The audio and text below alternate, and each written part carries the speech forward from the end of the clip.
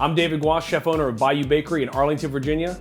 Here today on Dude Food talking to you about my pressed Cuban sandwich.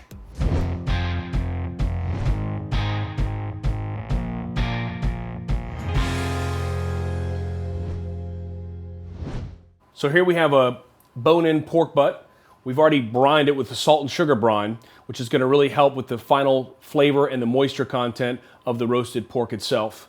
We've patted it dry right out of the brine. We've brined it for about 12 hours. And we're going to start with our marinate, which is going to be our rub, if you will.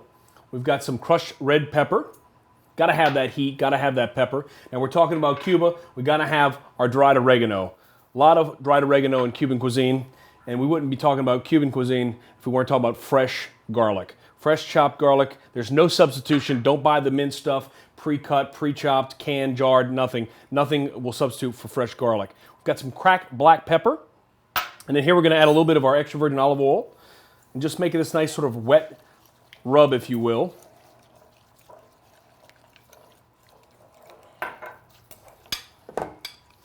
And we're just going to douse this beautiful pork butt with this marinade, this rub. And then it's time to roll the sleeves up and get in there. You're going to marinate this and just rub it into all the cracks and crevices. There's a lot of open parts here. You want to just get it in there. Don't spare any space. Pick it up from the bottom of the bowl and again, bring it right in. We're going to go ahead and transfer it right to the roasting pan. I mean, I could almost eat it at this point, but we're going to go ahead and roast it in the oven. Pour all that residual marinate from the top from the bowl into the top of the pork butt itself. At this point, we're going to go ahead and put our pork butt that's already been dry rubbed into our oven, which has been preset at 425 degrees Fahrenheit. And the key to this is getting that first initial char on the oven, on the pork. And then so that all of our juices that are going to fall off the top of that pork butt don't burn, we're going to go ahead and add a little bit of water to the pan.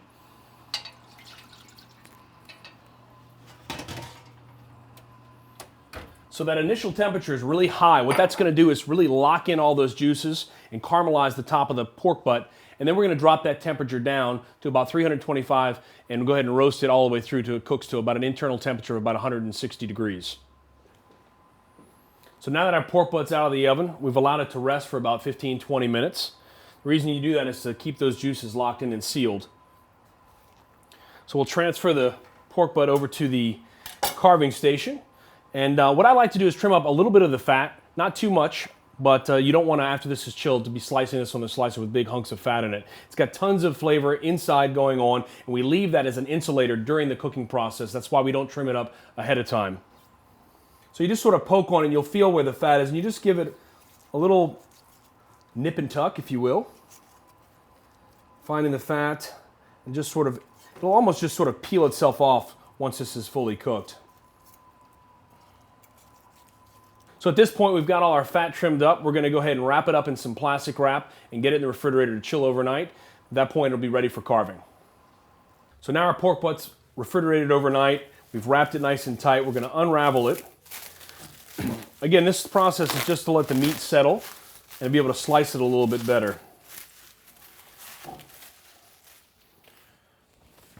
So we get our carving knife. We're just going to, remember the bone's in there, so we got to be careful. We're just going to take, and you want nice uniform pieces as best as you can, and that's just going to really make the sandwich eat better. The consistency of the ham's already pre-sliced, so you want to make sure that you stay as even as possible on your pork. And once you get enough for your sandwich, go ahead and just put this off to the side. Now comes the fun part of the assembly, the building of this masterful sandwich.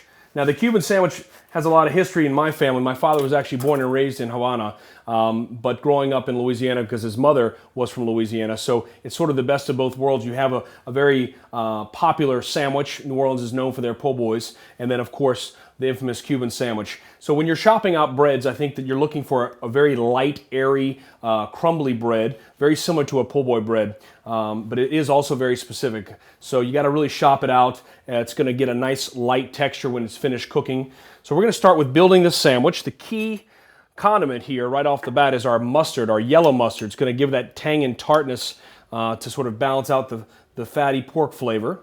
And we're going to slather that on and really get it on there. And then we're going to start with our ham. Taking this beautiful smoked ham, you like a maple smoke or hickory smoked ham. And then a little bit of that roasted pork butt that we've brined and roasted, marinated. Sort of layer that on. Just enough for flavor, just enough to build the center. We're going to finish it off with our Swiss cheese. And then the final, which is a good dill pickle. You can slice them long like this. You can slice them into coins. You can buy the pre-sliced coins, whatever. Doesn't really matter. At this point, we're going to go ahead and cut the sandwich, have it stacked. Now it's time to lather it on the butter. What I've done here is I've actually preheated our cast irons. If you're going to go ahead and press this all together, not using your oven or a fancy panini press or sandwich press, cast irons work the best. We've got them nice and hot. We've actually heated both of them, the top and the bottom. So we're going to take some butter, unsalted of course, and we're going to slather that on the top of the sandwich and actually the bottom as well. That's going to give that color, that crispness when it goes into the pan. You can hear that. Again, preheating this. And then we're going to go right on there with another preheated top. You don't want to push it down too fast, too hard. You want to sort of let it settle in, just the gravity of the pan itself to sort of press it. What's going to happen is you force it too early, you could crack the bread. You're going to lose some of the structure. You can push out some of the meat. So just sort of let it get settled. And then once you've got it stable, you can actually start to press the center of it using a towel. And remember, the idea here is you don't want to have too much smoke, so you can actually, at this point, reduce the heat, because now you want just the heat to build in, to get inside, to melt the cheese, to heat up the meat, and to get a nice golden brown on the bread. So now that we've got our top pan balanced, we're going to let it go for about another 6 or 7 minutes till that cheese is completely melted inside and the ham and pork is just warm. So we're going to remove that top cast iron and take this beautiful pressed sandwich right off.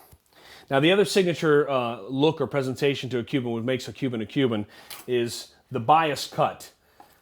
You know, it's a very liberal, very drastic bias. You can hear the crunch and the crackle of that bread. That's when you know you've had just the right amount of time on that cast iron.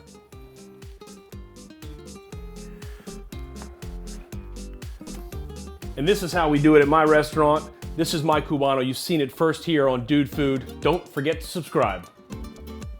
I can't stand it. I'm gonna have to take a bite of this.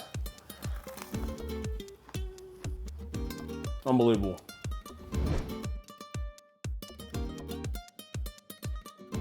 Yeah! This Why Would You Eat That explores America's redneck culinary history, y'all. The ultimate pork sandwich involves a roasted porchetta roll and crispy cracklins for a full-on pork palooza. From inside the Burger Lab comes the impossible, a burger with duck stuffed in chicken, stuffed in turkey. It's a mind blower. And over at the Food Feeder, we're asking, why would you drink that? As the office gets hammered on donut-flavored vodka. Subscribe to Taste It for more free treats.